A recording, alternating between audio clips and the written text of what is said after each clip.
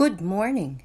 This is Anna Maria Manalo for the Sinister Archives, and we are continuing on with the Mound Behind the House. And in the last installment, Cindy, who is the only remaining friend of May, has invited her to a party. Unfortunately, she wanted her to meet the artist.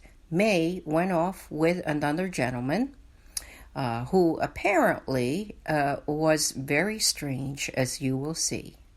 So continuing on, let's go with the Mound Behind the House in episode 6. Cindy, ever protective of her friend, wanted to know a little about Ron, who walked out with May into the night. The executive indicated that all he knew was that Ron was very efficient with errands that he had hired him to do, such as groceries, dry cleaning, and the sweeping of his loft. No, he didn't think Ron was a bad character, merely that his job was mainly being a manservant, an errand boy of sorts. He had met him during the small gatherings of tenants in his building. Others also employed him, and he was reputable and reliable. Other than that, the ad executive did not know him. Worried, Cindy tried to text May, but her cell remained silent. Cindy turned to her other guests, who still needed her attention. As the night progressed, she refilled their drinks, took note of food that needed replenishment, and rejoined what remained of the guests, being a consummate hostess. Meanwhile, May found herself in Ron's vintage VW Beetle, a relic that to her eyes seemed well maintained. In that, she saw a man interested in history, as he rattled on about his love of vintage cars, of which this was just one of many. He asked her for an impromptu tour of the area as his car wove around through the tiny streets of the river town. Once in a while, he caught a glimpse of the river that ran just a few yards from the road between the homes and trees that bordered both sides of the narrow road. Suddenly, his condition, still bordering being under the influence of the vodka, he turned the small vehicle into a small street and aimed for the river. Even in May's state of inebriation, she noted that Ron had taken a turn that was a tad too sharp for her liking. Still, she giggled with excitement like a teen on a forbidden date. Instead of a middle-aged woman who knew her driver was now over the alcohol safety limit. Now a few miles from her friend Cindy's house, where they began, the drive had taken a perilous tone. At the river's edge, perched just a few inches from the rocks below, Ron slammed on the brakes. May awakened from her stupor as her body was propelled forward by the momentum, with only the frayed seatbelt to hold her. She opened the door to the cold night breeze, the stiff chill hitting her immediately from the river, as the passenger side was adjacent to the edge. As she turned to shut the door, she tethered at the edge and slipped.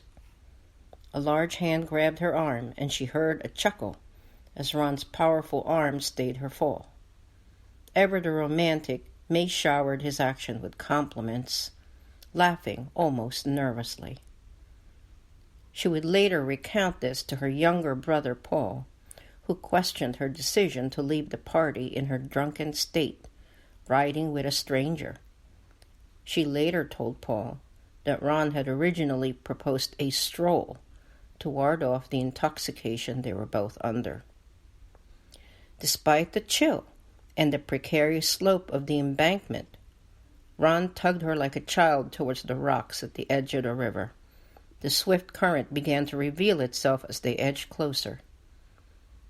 In the soporific state of intoxication that May found herself in, she came to a level of awareness that the currents were strong, and the wind was much colder than she expected.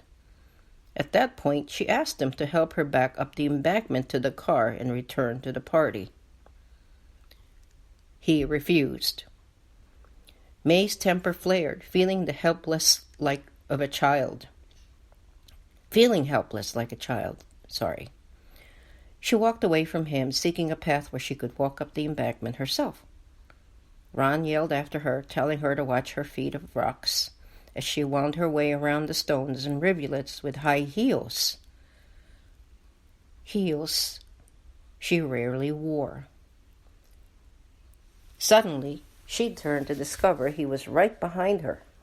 A scarf wound around both his wrists, as if he was in the midst of placing it around her neck. She caught a look of anger in the otherwise jovial face.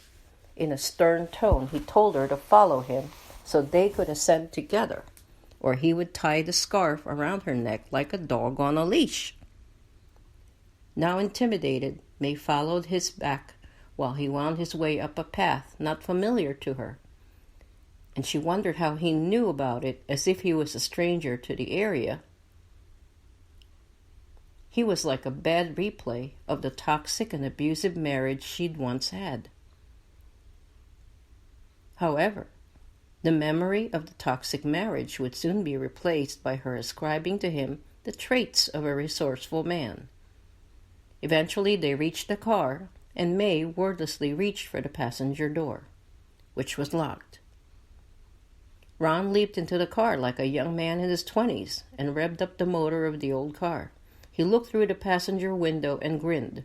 He reached and wound down the window and told her she was no fun, then stepped on the gas, leaving May where she stood in the frigid air. In the dead of night, May had to walk back to the party in high heels, her feet blistering when she arrived, to a surprised Cindy, whose guests had at this point all departed. Without a word, reluctant to share her foolhardy departure, May ignored Cindy's concerned questions, refused her offer to drive her home, now clearly awake from the cold walk. Cindy counseled her to drive safely and told her that the executive hardly knew Ron. May walked to her Volvo and drove away, unable to account for her perplexing evening. Her radar was so broken for her to realize the man she had just met had just threatened her. Despite this encounter, May still somehow hoped she would see him again. Thank you for listening. Stay tuned next week, when finally things take a turn for the macabre. This is Ana Maria Manalo. If you like this story, you can find more in my book, Portal, A Lifetime of Paranormal Experiences, which is available on Amazon. Thank you so much and have a great week.